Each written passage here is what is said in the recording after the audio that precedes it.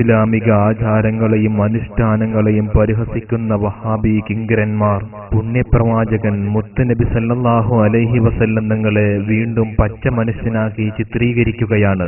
മനുഷ്യനാകലാണ് നബിക്ക് ചെയ്യുന്ന ഏറ്റവും വലിയ യോഗ്യത.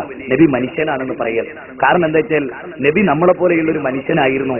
എന്നിട്ടും നബി ഒരിക്കലും ഒരു തെറ്റും ചെയ്യാത്ത, ഒരു പാപവും ചെയ്യാത്ത മഹാനായി ജീവിച്ച് മാതൃകയായവനാണ്. ഹബീബായ മുഹമ്മദുർ റസൂലുള്ളാഹി സല്ലല്ലാഹു അലൈഹി വസല്ലം തങ്ങളോ നമ്മളെ പോലെ ഒരു മനുഷ്യനല്ല.